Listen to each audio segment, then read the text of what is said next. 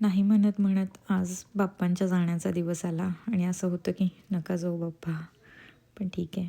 त्यामुळे आज आम्ही ठरवलेलं की छोटासा असा मेन्यू बनवू, कारण आमचे काही 2-4 फ्रेंड्स येणार होते घरी.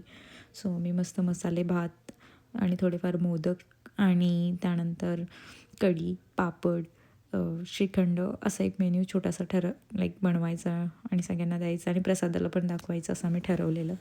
सो आमचं चाललेली तयारी. इकडे माझी कढीची आणि मोदकांची तयारी चालूच होती, बिकॉज अमोल राईस करून तो आवरायला गेलेला मस्त, कारण त्यालाही मस्त आवरायचं होतं छान म्हणून. पण पॅरलली आमचंच होतं की बाकीच्या कामं पण पटापट आटपली पाहिजे. सो इकडे हे बघा, मी इकडे चालूच केलेलं की आत्ता पहिले तरी मोदक बनवून घेऊ, कारण माझी कढी बनवून झालेली. सो आणि मोदकावरती माझं जास्त प्रेम आहे असं मला वाटतं कधी कधी, कारण म्हणजे मोदक तर सगळ्यांनाच आवडतात ऑफकोर्स. आणि माझं असं असतं की जेव्हा मी बनवते मोदक तर त्याच्या कळ्या छान पडल्या पाहिजे, छान आकारात झाले पाहिजे, जास्त स्टफिंग भरल्या गेलं पाहिजे, बिकॉज जेवढं जास्त म्हणजे स्टफिंग त्यात असेल तेवढी जास्त छान चव लागते.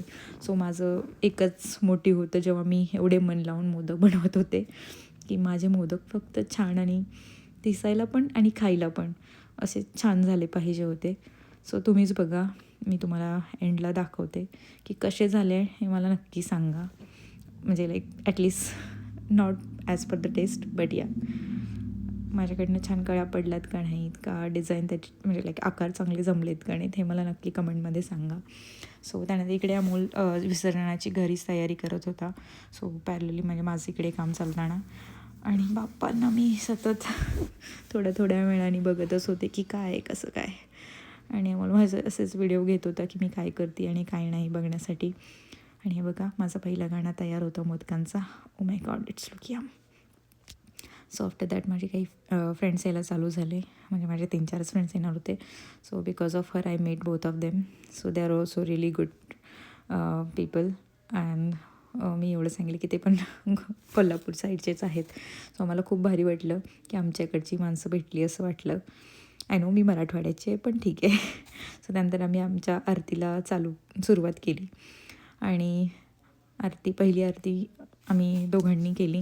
आणि आम्ही ठरवलेलं की सगळ्यांना आरतीचा मान द्यायचा थोडा म्हणजे सगळ्यांना आज अनंत चतुर्दशीमुळे, कारण म्हणजे मस्त वाटतं, त्यांना घरची आठवण आली नाही पाहिजे. कारण आम्हाला माहिती आहे, आम्ही पहिले 2 वर्ष मीना बाप्पा आणता असं गणपती सेलिब्रेट केला आहे. आम्हाला खूप वाईटही वाटायचं की गणपती बाप्पा घरी का नाही आहेत, आपल्याकडे का नाही आहेत. सो मी याला आग्रह करून मागचे 2 वर्ष झालं गणपती बाप्पा बसवते.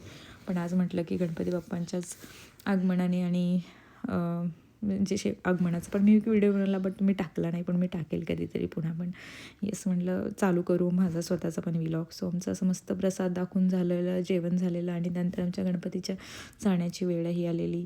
सो आम्ही विसर्जनासाठी तयार झालेलो आणि आम्ही ठरवलेलं की त्यांची छोटीशी अशी घरातल्या घरात मिरवणूक काढू. सो मग बॉईजचं होतं की नाही, मग आम्ही बाहेर नेऊन आणतो आणि मग विसर्जन करतो. सो असं त्या लोकांनी पण म्हणजे गणपती बाप्पांना बाहेर घेऊन मस्त थोडंसं गॅलरीतनं फिरून आणून परत रिटर्न आणलेलं आहे. सो तुम्ही बघा मस्त.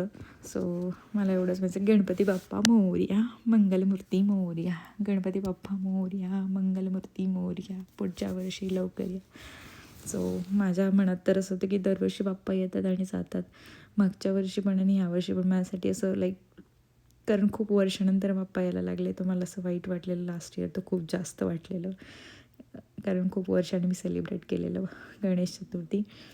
सो आणि यावेळेस आमच्याकडे बाप्पा खूप दिवसांसाठी होता, तर त्यामुळे जास्तच वाईट वाटतं आहे.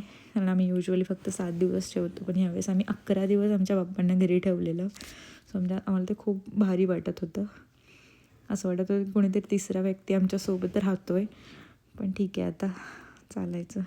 आणि त्यानंतर बघा आमचं सगळं, हा माझा पहिला व्लॉग आहे, तर मला नक्की कळवा कमेंटमध्ये की हा व्लॉग तुम्हाला कसा वाटला ते.